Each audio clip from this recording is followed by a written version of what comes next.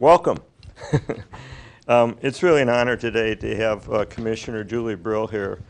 Julie's, as many of you know, from Vermont, and she was just telling me she actually spends her weekends still home with her kids, which is wonderful.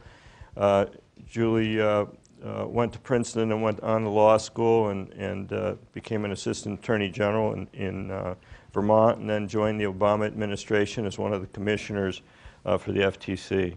And it's so great to have a neighbor of such acclaim doing such important work. She's really interested in helping the people of this country. She did a great job in Vermont, issues around tobacco, and she's interested in privacy issues on the internet now. And of course, relevant to us, she's very interested in the issues of ACOs and related issues of antitrust, which are incredibly important to us.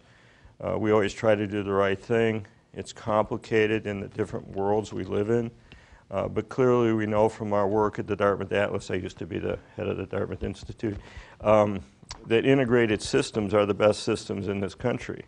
If you look at the Mayo Clinic, who we recently partnered with, or Intermountain, those systems that have broad interactions across communities actually provide the highest quality and lowest cost. And we've been studying that, Commissioner, for 30 years under Jack Windberg, also from Vermont originally.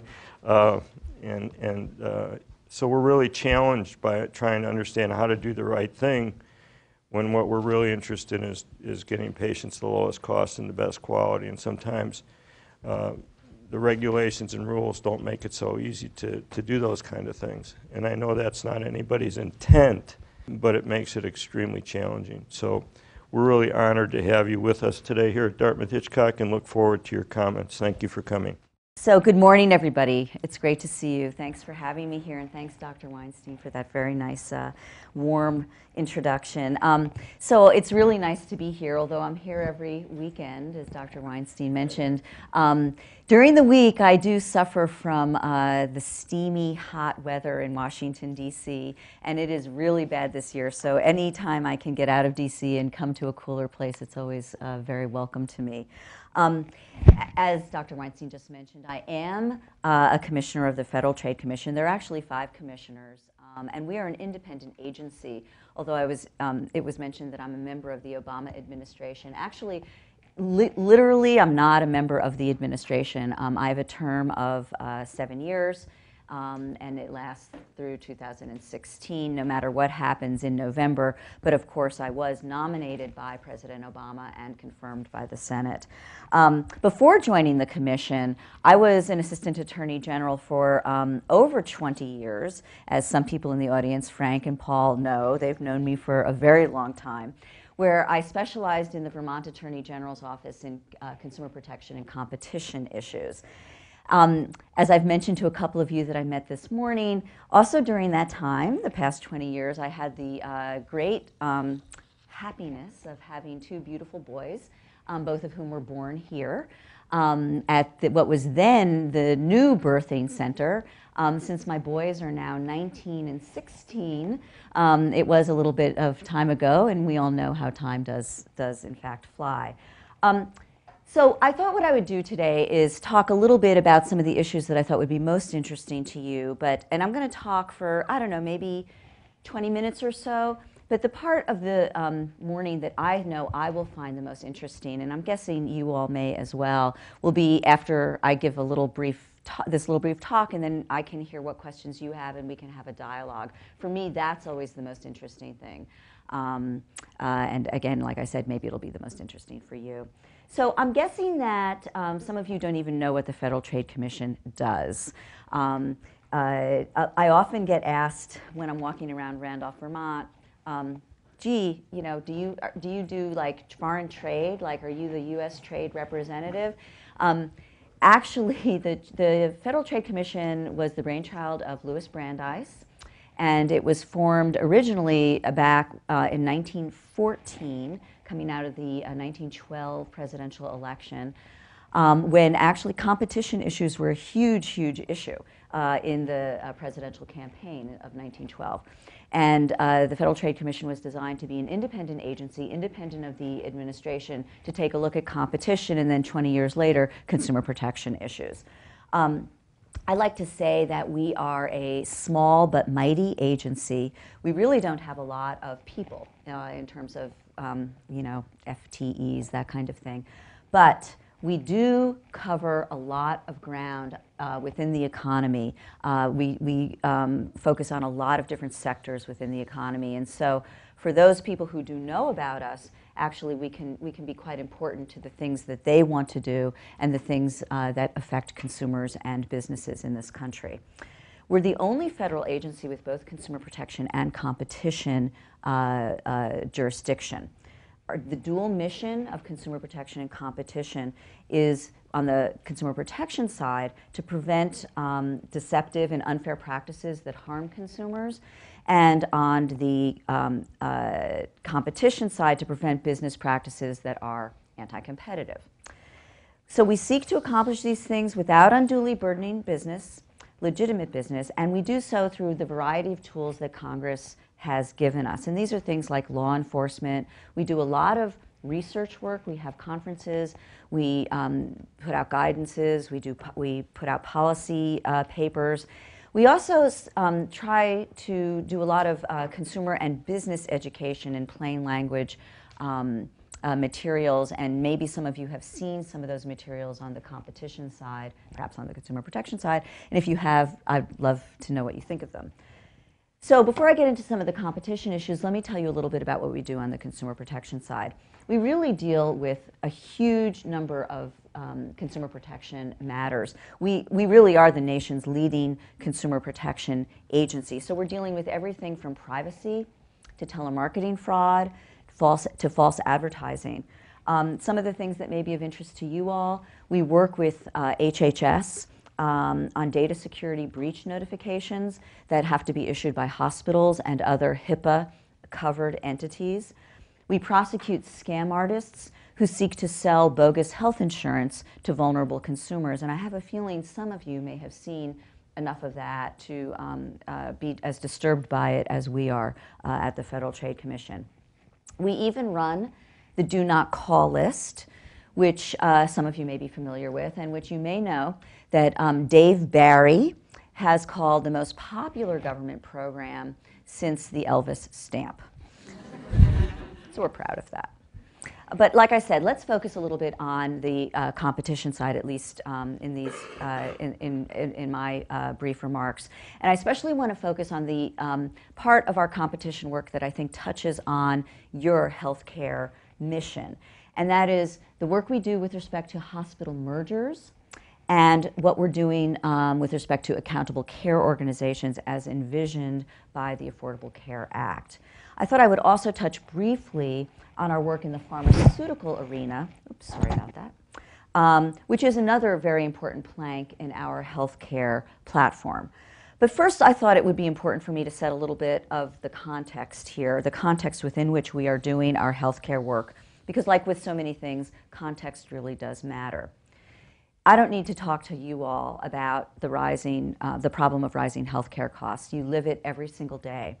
In a way, frankly, that most Americans do not. And you understand it in a way, frankly, in a way that most Americans do not. As you probably are well aware, healthcare costs are estimated to be 18% of our gross domestic product today, and they're projected to climb to 25% of our gross domestic product in the next 10 to 15 years. We spend more per person per year on healthcare than any other country on earth. And at least, and in fact, not just more than any other country on earth, but at least 50% more than the country that has the next highest per capita per year expenditures, and that would be Norway. And yet, there is a confounding lack of evidence demonstrating that all of this spending is delivering better outcomes for patients. Of course, present company excluded. So in the past several years, competition issues related to healthcare have become a core focus of our agency. Like I said before, we have many tools, and the tools that we use to deal with some of the competition issues in the healthcare arena are going to vary depending upon the particular issue that we're looking at. But we do strive to use antitrust enforcement policy and our actual cases, our enforcement work, to preserve healthcare competition and to help bring down healthcare costs wherever we can. We are in the game for the long haul, and that would be Exhibit A for how determined we are to deal with these issues would be our decade-long effort against pay-for-delay deals in the pharmaceutical industry. So for those of you who might not be familiar with pay-for-delay deals in the pharmaceutical industry, I'll explain it to you very briefly. Pay-for-delay is the name that's given to a practice whereby branded manufacturers, that is, companies that produce a drug under a patent, enter into a sweetheart deal with their generic competitors to settle patent litigation between the two of them. Often a generic has to file for a patent, file a patent challenge in order to get their generic on the market. And in fact, the Hatch-Waxman Act, which was enacted, at least 10 years ago, is designed to help generic companies do that even more quickly and to get their generics to the market. And we all know that when generics get to the market, prices start going down for pharmaceutical products. I mean, you all know that better than anybody. But these deals that are made between the branded manufacturer and the generic manufacturer are designed to delay the generic company from entering the market. And what that means is that everybody in the pharmaceutical industry wins through these deals, but the consumers lose. The branded manufacturer wins because it gets to protect its drug franchise. The generic competitor actually ends up making more money on the basis of payments that are flowing from the branded manufacturer than it would if it went to market and challenged the branded manufacturer through competition. Consumers are the ones who end up paying the bills. We actually estimate that consumers and payers, the insurance companies, we call them consumers because that's who, at the end of the day, is actually paying for all of this, whether it's taxpayers or consumers. We estimate that it costs consumers $3.5 billion per year as a result of these sweetheart deals that keep generics off the market. So this is why we've been focused on this issue for over a decade, as I mentioned. And that was really the time, about a decade ago, when they started to become popular in the pharmaceutical industry. Until recently, the courts in the United States, who are the ultimate arbiter of what is legal and what isn't legal, the courts have not agreed with us in terms of our interpretation of this being an unfair method of competition and our belief that it violated federal laws dealing like the Hatch-Waxman Act and others. But earlier this month, in a landmark decision, an appellate court in the Mid-Atlantic, which has jurisdiction over New Jersey, which means that it has jurisdiction over a significant number of the pharmaceutical companies in this country, agreed with our position that these sweetheart deals are inappropriate and need to be scrutinized much more carefully. We're deliberating our next steps in terms of whether or not this case will go up to the Supreme Court or whether another case that we lost in the 11th Circuit down south, whether we should bring that one up to the Supreme Court. So this issue may be ultimately decided by the Supreme Court within the next several years. But whatever happens with respect to appeals up to the Supreme Court, I can tell you that right now we're really pleased that finally the courts have recognized the problems with these pay-for-delay deals. Okay, so let's talk a little bit about hospital mergers. Now, I don't know of any particular merger that this fine institution may be contemplating. There's a law that we have to be notified of mergers that are over a certain amount. I think the threshold right now is about $68 million. But I'm sure you all might be interested in hearing our perspective on hospital mergers, just in case you need it for future reference. So since 2008, which lasts 4 years or so, the Federal Trade Commission has challenged several anti-competitive hospital mergers. But it's important to note before we start talking about what happened when we challenged hospital mergers, many, many, many more mergers were able to proceed without a challenge from us. So, I think if we end up looking at the data in terms of the number of mergers that we're notified about versus the number that we actually challenge, I think it's on the order of about 2% that we've challenged over the past 4 years. So that just gives you a little bit of the a relative perspective of when we actually proceed and what it means when we proceed, that we obviously feel that there's really a competitive problem with respect to the mergers that we proceed against. So I thought I'd talk about 3 of the recent challenges, just again to give you a little bit of a perspective about what it is that triggers strong scrutiny by our agency. The most recent hospital merger challenge that we were involved in involved OSF Healthcare Systems, and they had proposed to purchase Rockford Health System, and this took place in Rockford, Illinois. The merger would have reduced the number of acute care inpatient providers from 3 down to 2, and it would have given OSF, the purchaser, a 64% market share in the Rockford area.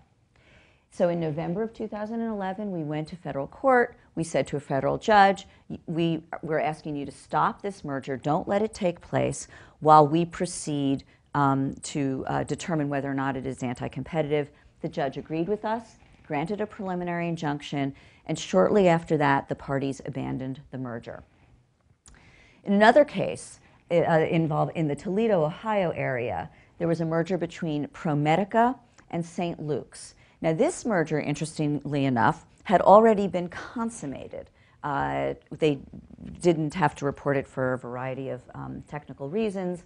Or actually, maybe they did report it, but we didn't have time to challenge it before they actually closed and consummated it. I'm sorry, I'm not remembering that particular fact.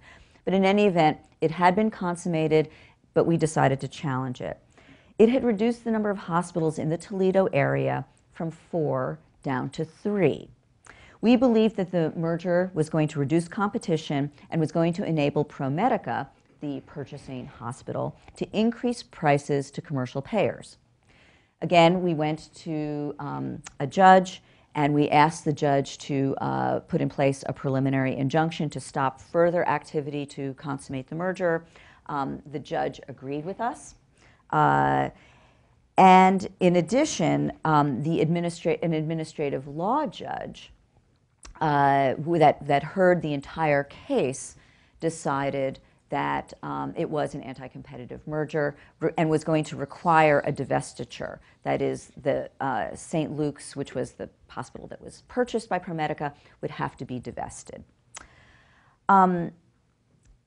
We ended up reviewing this decision at the commission level. That's one of the jobs of a commissioner like me, is we actually review these cases. I wrote the decision on behalf of the commission, and we determined that the ALJ had basically got it right, and that the St. Luke's would have to be divested. And this case is still on appeal. That is, the parties decided to appeal the commission's decision, and so a circuit court will ultimately decide whether or not we were correct. Okay, the last hospital merger that I want to talk about involves a challenge that we undertook to the merger. Basically, it was a merger to monopoly of 2 hospitals, the 2 hospitals that were serving a community in Albany, Georgia. The 2 hospitals are called Phoebe, Putney, and Palmyra. Now, I'm guessing most of you aren't familiar with Albany, Georgia. I actually wasn't before we got involved in this case. It's in the southwest area of Georgia, and it's actually one of the poorest counties in the United States. The 2009 median per capita income in Albany, Georgia was less than $16,000. Now, no one can easily afford the higher costs that can be associated with an anti-competitive hospital merger. But Albany, Georgia is a community that would be particularly hard hit by such higher costs. So we fought hard to challenge this merger, to the point, frankly, where we lost in the district court, we lost in the circuit court. We are actually now appealing this to the Supreme Court, and just recently the Supreme Court granted cert on this case.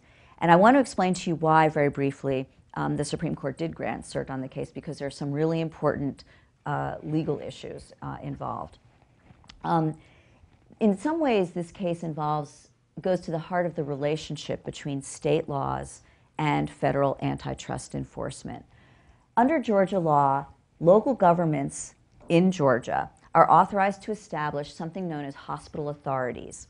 And those hospital authorities have the power to own and operate hospitals or to lease them to private entities. So in fact, though, in this case, a private group, which was not the state, had operated Phoebe Putney, the hospital that was the purchaser, for over 20 years, without supervision by the hospital authority or any other state entity.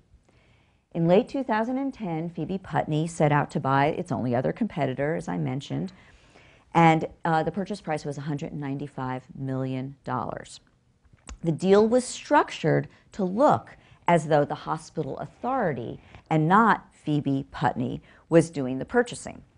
But the evidence that we obtained when we investigated this merger showed that the local hospital authority, this state entity, was not even aware of Phoebe's negotiations with Palmyra's owner, which was HCA, a well-known national hospital company. Worse still, our investigation showed that Phoebe's counsel described using the local hospital authority as a, quote, proven method of avoiding antitrust scrutiny of the merger under what is known as the state action doctrine. So, okay, I'm now going to give you, that's the facts of the case. I'm now going to give you the briefest legal education, legal lesson that you could possibly have. It's going to last 30 seconds. Okay, you ready? State action doctrine states, it stems from a 70-year-old Supreme Court case, and it stands for the principle that federal antitrust law should not apply to the activities of a state when the state is acting as a sovereign. Okay, lesson over. That's it. That's all you need to know legally. But and I can tell you, as a state, law enforcer for over 20 years, I take states' sovereignty pretty seriously. I think when the state does act and clearly is acting as a sovereign, that the federal antitrust authority should stay away, because the state does have that right to do that. However, when I looked at the facts of this case, what I became very concerned about was state legislation being used as a shield against prosecution of clearly anti-competitive conduct to keep scrutiny away from a merger that really didn't involve state actors at all. So that was my concern, and frankly, it was the concern of my colleagues, the other 4 commissioners on the Federal Trade Commission. So that's why we appealed it. That's why we brought it all the way up to the Supreme Court, and the Supreme Court took cert because it thinks that this question of when hospitals can use state authority and a state entity to engage in a purchase of another hospital that everyone recognized would otherwise be anti-competitive. I mean, the courts all said, look, we realize that this would be an anti-competitive merger if it weren't for the state action doctrine. The Supreme Court said, this is a question that we want to take a look at. So you should be watching this space. We're going to obviously be very active in this space, and we expect that the Supreme Court will issue a decision in the next term on it. So, okay, the Supreme Court has obviously been very active on healthcare issues, and anyone who hasn't been on intergalactic travel over the last couple of months knows that the Supreme Court recently upheld the Affordable Care Act. And the Affordable Care Act obviously envisions an important role for accountable care organizations. Now, I don't need to tell you all or most of you, I don't think I need to tell what an accountable care organization is, because it was, after all, Elliot Fisher. Is Elliot Fisher here, by the way? Because I've never actually met him, although I've read his work. He's not here. Okay, that's okay. Well, I talked to him Friday. In California or someplace. He's I know that's no problem. But as you all know, Elliot Fisher, of course, is the director of the Center for Health Policy Research at the medical school here. He invented the term accountable care organization in 2006. But let me just give you briefly a notion of how the Affordable Care Act envisions accountable care organizations interfacing with some of the programs that are designed under the Affordable Care Act.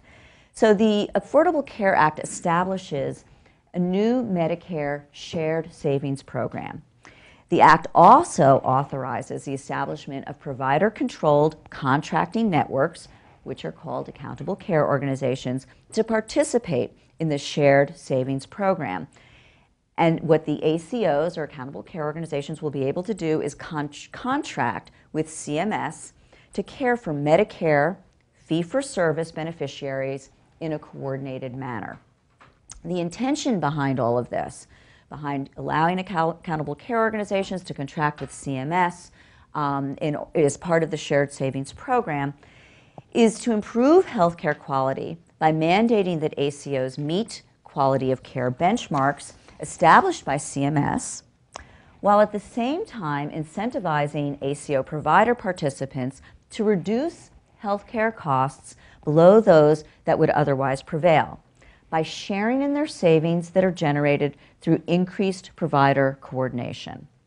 And when you consider that for most providers, Medicare accounts for between 40 and 50% of their revenues, ACO coordination has the potential to result in significant Medicare savings, money that we all know could be put to better use elsewhere in the economy.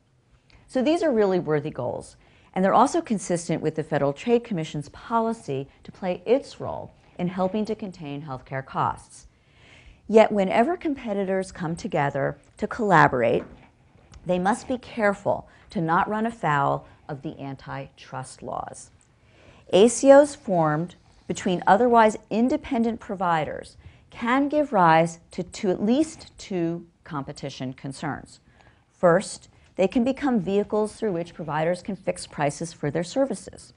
Less of an issue for Medicare than for commercial payers, but it's an issue nonetheless because we expect that an ACO that's formed for the purpose of Medicare, the Medicare Shared Savings Program, will also operate with respect to commercial payers. The second concern that we need to be on the lookout for with respect to ACOs and how they might interface with the competition laws is that the formation of an ACO might create market power in a local market or allow market power to be used in new ways to the detriment of consumers. Now, Congress, in designing the Shared Savings Program and the ACO participation in it, specifically preserved antitrust enforcement in this arena to guard against these two concerns that I've just outlined. So, last fall, the Federal Trade Commission, along with the U.S. Department of Justice, which is our sister competition enforcement agency, we both developed an antitrust enforcement policy regarding ACOs. Our goal was to give members of the healthcare community, just like you all, clear guidance about these competition issues and to help healthcare providers form ACOs that have the potential to achieve efficiencies without bumping up against the antitrust laws. So I'm going to briefly describe what's in the guidance. They are, unfortunately, as Dr. Weinstein mentioned when he introduced me, they are a little bit complicated, and all I can do is just apologize for that. But I do think that it would be helpful for anyone, you all, others, who are thinking about forming an ACO or how the ACO should be formed, to take a close look at them, either on your own, because we do try to make them readable, at least somewhat readable, for providers, but certainly with counsel who might have some more expertise in the area. So broadly speaking, our guidance creates safe harbors within which healthcare providers can collaborate free from antitrust concerns. And they also provide clear rules of the road for ACOs that are not within the safe harbor. So we've sought where possible to be flexible with our approach. For instance, one of the things that we heard a lot about when we put out these guidances, the draft guidance for comment, we heard from providers and other stakeholders that we needed to be more flexible with respect to providers in a rural setting. So we did build in some flexibility for providers in a rural setting, giving them an even wider berth with respect to the safe harbor that we created. I'm going to briefly describe the safe harbor, but again, it's pretty complicated. But basically what the safe harbor says is that providers that are part of, when you look at an ACO and you count up the the number of patients that all the providers have in a common practice area, whatever that common practice area is going to be, within a PSA, a patient pool that's a certain number of zip codes that represent 75% of the patient population for the providers. If all of those shares within the PSA don't amount to more than 30% of that area, then you're within the safe harbor. So 30% is kind of the safe harbor limit. With respect to rural providers, it's a little bit broader how that's interpreted. And also with respect to rural providers, one of the requirements, though, is that a hospital or an outpatient acute care surgery kind of facility has to participate in the ACO on a non-exclusive basis, so that others that are not part of the ACO can utilize the services of the hospital or the outpatient surgical facility. There, I described. That wasn't too complicated, was it? Was that the same for rural? You know what, I believe it is the same for rural, but the way it's calculated is different, and the exclusivity is different too. So again, there's some details, but it is designed to be more flexible. Now, I don't know, for instance, I mean, you would need to, calculate whether an entity like Dartmouth would ever come within that kind of a percentage, just given the market share that you all probably have here. So, with respect to those entities that do not fall within any safe harbor, what we do is we examine the ACO under what's known as a rule of reason test, and that is where we try to determine whether or not the potential harm that could come to the market from an entity that has such a large market share actually coordinating care would be outweighed by the benefits of such an entity or not. That's based, in a nutshell, what the rule of reason requires. But what we did is we gave some guidance in terms of the kinds of activities that are going to set off red flags for us when we're looking at an ACO that is outside the safe harbor. So the list, I'll describe some of these red flags for you. But again, I think it's worthwhile going in and actually reading our guidance so that you can see what they say in detail. But it's things like sharing sensitive business information, tying sales of services within the ACO to sales of services outside the ACO, restricting availability of information about cost, quality, or performance that could aid enrollees in selecting providers within the ACO, the enrollees that are part of a health plan. So any kind of restriction of information about cost, quality, those kinds of things would again set off red flags.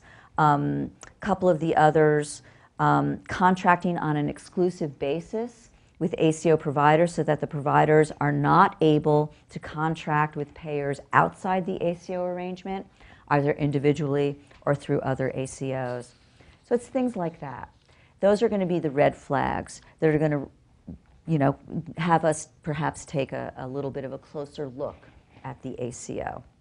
Now, the other thing that we're offering to ACOs is a 90-day voluntary review period. So if you are forming an ACO and you want to just know, are you doing it right? Or are there some competition concerns with respect to this ACO? You can submit the information to our agency and to the Department of Justice, and we will undertake to review it within 90 days. So we have promised that we will try to review these things relatively quickly. So that's another way that we're trying to be flexible. We understand it's complicated, but we're trying to work with people so that everyone can get this right. This is something of an experiment for us. We are willing to do this because CMS will be collecting data in real time from each ACO to see whether it has in fact improved quality of care and reduced costs to Medicare. The results of this CMS monitoring will allow us and the Department of Justice to separate legitimate collaboration from that which might be considered problematic because we're not seeing the savings being passed along. Now, earlier this month, Health and Human Services Secretary Kathleen Sebelius announced that 89 new ACOs have entered into agreements with CMS. This is, since the Affordable Care Act was passed. I was really pleased to see that that included a number of Vermont and New Hampshire-based groups. Maybe these are known to you, maybe you're part of some of them, but there's the Accountable Care Coalition of the Green Mountains, the Circle Health Alliance of Massachusetts and New Hampshire, and the Concord Elliott ACO of Central and Southern New Hampshire. I have a feeling you're not part of that one. The 89 new ACOs brought the total number of organizations across the land that are participating in the Medicare Shared Savings Initiative to 154. In all, as of July 1st of this month, of the beginning of this month, more than 2.4 million beneficiaries, Medicare beneficiaries, are receiving care from providers participating in the Medicare Shared Savings Initiatives. So the Affordable Care Act encouraged the creation of these new ACOs, obviously. And once the ACO initiative is fully implemented, it is estimated that the program will save the federal government, which means it will save taxpayers, up to $940 million over 4 years. We're obviously not there yet because this is just getting launched, but from the view from the Federal Trade Commission, from my agency, is that we will continue to play our role in helping to make this happen. So with that, that's the end of sort of my introductory comments to let you know a little bit about some of the competition work we're doing in this area. And I am really interested in entering into a dialogue with you all, hearing what your questions are and seeing if I can answer them, or hearing what your concerns are, and I'll take those back to the agency. So thanks very much. Greg Meyer, Chief Clinical Officer here. I'm interested in hearing more about, you talked about ACOs could cause two potential problems. The first one was this notion of fixing prices in commercial markets. The second was this notion of having market power to the detriment of consumers. I'd like to learn more of that, because when I think about ACOs, I think that built into this mechanism is a means to ensure that the quality is high as a toll gate, and also a means to ensure that consumers are delivered lower cost because of the mechanism of payment and shared savings, particularly if there's upside and downside risk. So what are those other, what are the other factors that you're concerned about? Well, one of the issues with respect to ACOs, and this is especially true on the commercial side, is just what you mentioned, which is that they don't share in downside risk because they're not financially integrated, they're clinically integrated. So, I mean, one of the things that before the Affordable Care Act was created, we had lots and lots of guidances, excuse me, that we had issued, to the healthcare community that talked about appropriate collaboration under the antitrust laws and collaboration that might cause concerns. And what we said was, when there is shared skin in the game, when there is shared downside as well as upside, then what we're still going to potentially look at market share, and do you just have too much market power? Will the merger result in too much market power?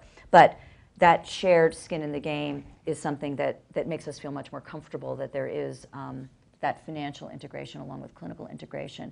In an ACO, that's been separated.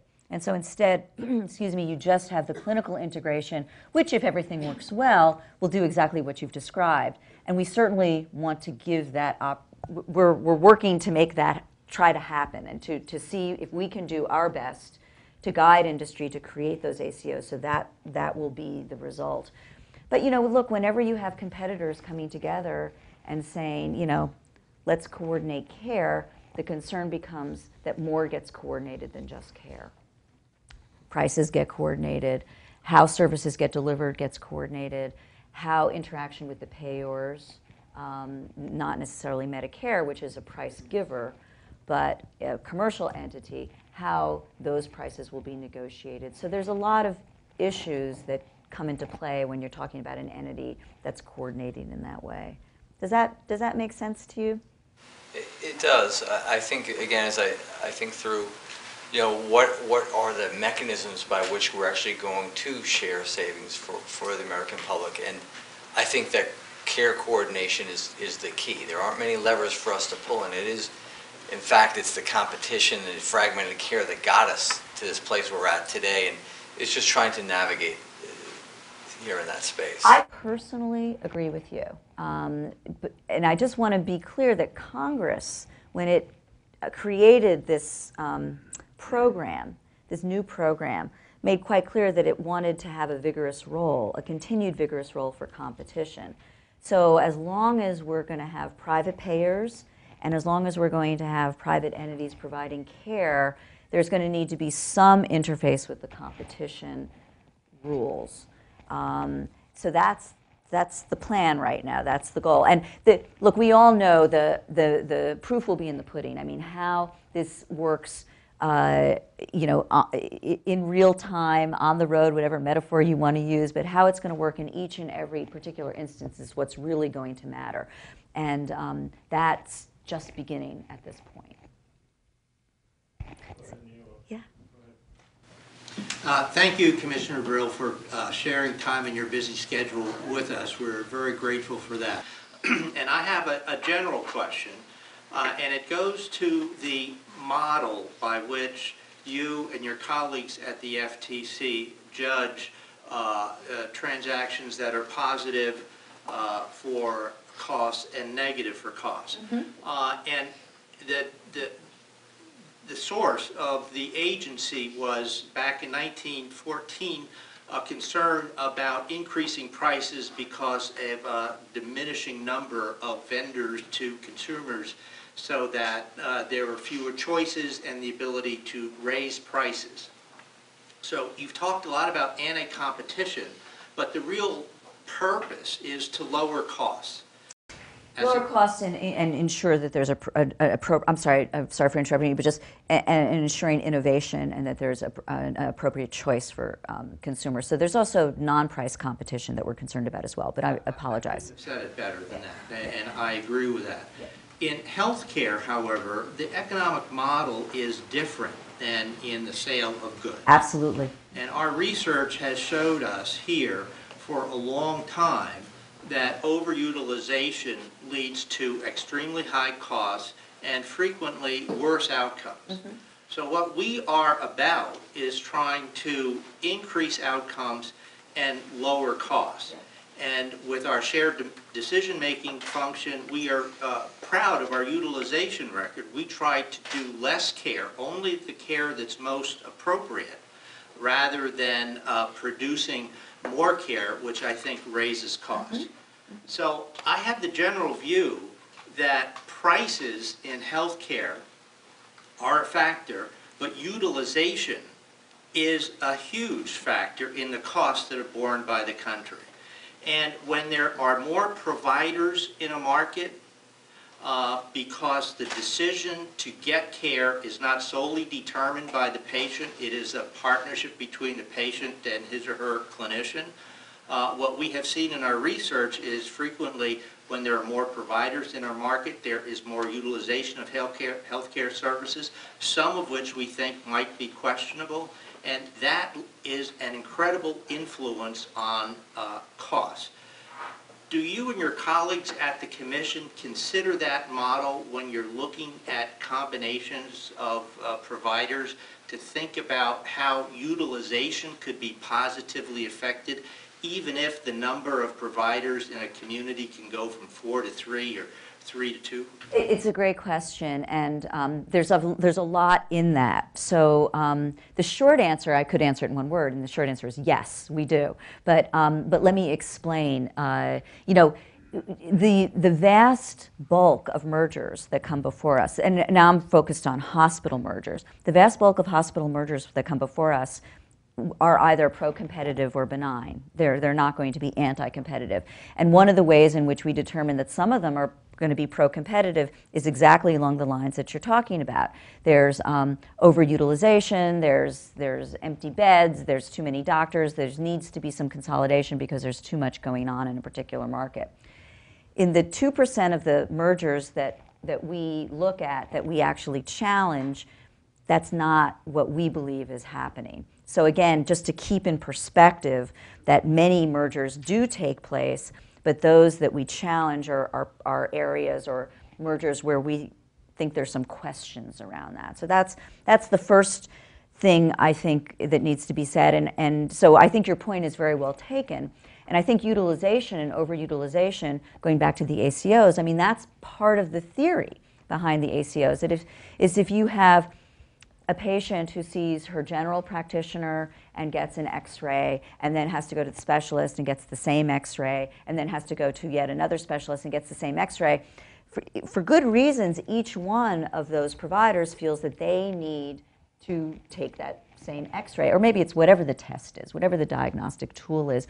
That provider feels, look, I just need to know that it was done correctly. And I know that this patient has already had the same test, but I need to know it was done correctly. What you have is you have 3 tests that were just taken instead of 1. So, I mean, you know, that's, in a nutshell, kind of what the coordinated care is designed to avoid. So, no, I think that our, you know, at the Commission, we get it. We really do get it. And it does, in many ways, as you mentioned, stem from, well, in some ways, not in all ways, but in some ways it does stem from the different model that's used in healthcare, where you have a consumer that is not both paying for the good and consuming the good, but is consuming the good and paying for it somewhat, but others are paying for it too. So there are a lot of reasons why the model's a little bit different, but we do get it. And we, you know, have been working in this space for a really long time, and we've got economists who do lots of studies in this space. So excellent point. It is different than widgets. It's different even than oil, which is, again, the Standard Oil case is what you know, caused Woodrow Wilson and Louis Brandeis and others to decide to create the Federal Trade Commission. It is different, but it still is important for competition to be a part of the solution where competition can work. How about if I take Dr. Weinstein first? All right. Yes. Say no. He could say no. I don't know. I want to, historically, you know, Randolph, where you're from, Right. really was the beginning of this with Jack. When I first came here, Jack worked on 646, who came through Federal Register as legislative language, which created the ability to start to look at a population and managing that population, which then Elliott and Mark McClellan sort of worked on as ACOs. I want to raise the opposite and get to Neil's point a little bit, because all the work we've done in the Atlas suggests that overutilization is really the issue. And you could argue that ACOs are actually cutting competition and actually keeping things from patients, because the value to the organization is to do less so that we can share in savings. And I really think the issue should be around quality and measurements of a population health, not just cost, because we can save money. We've done very well in PGP prior to ACOs. I'm not sure we've actually done a good job with the population's health. So I think there's a little bit of danger in competition, anti-competition, when you're not actually thinking about the wellness of the population. And I didn't hear that from you, and I'm not picking on you. You know, I was involved in these things too. So but I worry about it a little bit, and you talked about the rural rules, but I didn't actually get a sense of what they are, because we could have 10 ACOs in New Hampshire and Vermont, which accounts to 1.9 million lives, which is almost the total that are enrolled right now in these projects, and create chaos, because the attribution models are not clear to me. And when on the commercial side, we're doing commercial risk models as well, where we are putting dollars at risk, but are we really making populations better? So I'd just kind of like to hear where you're at. Sure, I'm really glad you raised that. You know, so, well, despite the fact that I said we're a small but mighty agency and we cover broad swaths of the economy, I mean, we touch on broad swaths of the economy, but we we're not HHS. I mean, we're not FDA, we're not HHS. We don't actually do quality of care measurements. But as you know, and as many people here I think do know, CMS will be monitoring not just cost reduction, but also quality measurements. And I agree with you, that is very important because there's a tension there between, you know, you could cut patients to the bone metaphorically, hopefully not literally, but you know, you can cut down the care a great deal, and what you're going to end up with is much worse outcomes. So there are outcome measurements that are part of this ACO design on the part of CMS, which will hopefully look at that question. We will be working with CMS on the competition side, but we're you know, if I were to do that kind of an analysis, I'd be engaged in malpractice per se, right? I mean, I just, you know, it's not what I do, it's not what we do. But I think your point is that the federal government needs to sort of look at this more broadly and not be siloed between, you know, just looking at competition and just looking at quality of care. And we are going to be working very closely with CMS on this overall issue. I mean, to go back to the merger point, you know, again, those 98% of mergers that pass antitrust muster, a lot of what we hear from the entities that are seeking to merge is this is a quality of care issue. We need to incorporate this other hospital because they're having problems, they're not providing quality of care. So it comes up in a lot of different respects. And I'm just saying it so that you're thinking about it. And I appreciate that. And I appreciate you hearing it. I would also say that we have too many hospitals and too many critical access hospitals. And we have an increasing population of non-Medicare patients, Medicaid, which is part of CMS. Sure. And, you know, we sort of leave the real big issues out of the equation. There's a whole bunch of people that need care that can't afford to go to these private kind of facilities. Sure. Where you're worried about competition and we're just worried about how do we take care of these patients. I just want to make sure that you, representing your role, understand that the current structure isn't just broken, it's overbuilt. You talk about the oil companies, it's the same issue. How do we redesign? We have 27 hospitals in New Hampshire. That's way too many for the population we serve. We can create a lot of competition. It's a mess. So I realize your job isn't all these things, but our job is. Right. Your job is much more complicated than mine. It's absolutely true. Help in understanding how to ferret through these regulations that, you know, I'm just trying to see Mrs. Smith who has no insurance and make sure her kids are taken care of. And that's really getting hard. I understand. I appreciate what you're saying. I do understand what you're saying, and I appreciate that. And then, yeah. No. Commissioner Brill, you prefaced your remarks talking about the pay for delay program and the very welcome court ruling of that, which sort of brings up an issue. One of the main reasons for aggregation or of joining together is aggregation of demand so hospitals can have a better market share for dealing with vendors. The large drug companies, the multinational drug corporations, which no matter how much of a market share you may have in a very small town, you're a very, very, very tiny fish compared to GlaxoSmithKline, Wellcome, et al. So you're trying to aggregate as much demand as you can so you have some leverage with your vendors. How does this play in your analysis? Yes. Just, if I could just jump in here, just the whole GPO thing is a separate issue, but group purchasing organizations of something we've worked in Washington on with others as well, and that's kind of just to kind of put that in the answer to the question. And I appreciate that, and GPOs is an issue that have been dealt with, which do bring together groups. I mean, another way in which sort of power buying takes place is obviously through pharmaceutical benefit managers. And you're probably fairly familiar with PBMs and their role in working with employers and plans to provide pharmaceutical benefits in as inexpensive a way as possible because of the power buying that they can bring to the market.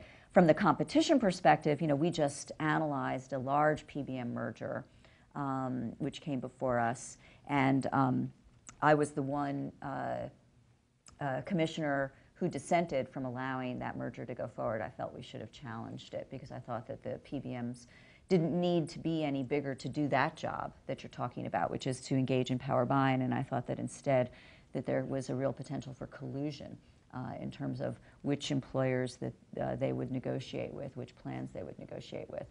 But so that power buying concept, which is really what you're talking about, is something that takes place in the GPO context. It takes place through PBMs. It's something that we're aware of. I mean, you can have an anti-competitive monopsony, which is you've got too much power on the buying side. So it's an issue that we look at. It's certainly something that we have been concerned about with respect to PBMs and their role in terms of power purchasing. Last question. I just had a comment. I'm from the chair, and thank you very much, Commissioner Brill, for coming here. And I was just going to add on to Jim and Neil's comments a little bit and say that we always cite these other countries' health systems as being providing better quality or equal quality to lower cost, and most of them don't have competition. The government has functionally removed that, and you could say, well, the government is acting as a benevolent arbiter of the delivery of health care, but I think the notion, at least in healthcare, that competition fundamentally is necessary to bring costs down and drive quality in the healthcare realm where it's not widgets, I think is not necessarily correct. And I think the examples around the world probably illustrate that. Not that I want to argue for a single payer system, but. Well, luckily our role, my professional role, is limited to enforcing the competition laws, right? So Congress is the one that tells us, we've got a competitive system or a system that's designed around competition. We need to have those laws enforced, and we vigorously enforce because that's what we do. Whether or not that's the right decision is really what you all are getting at, and luckily that's not my day job.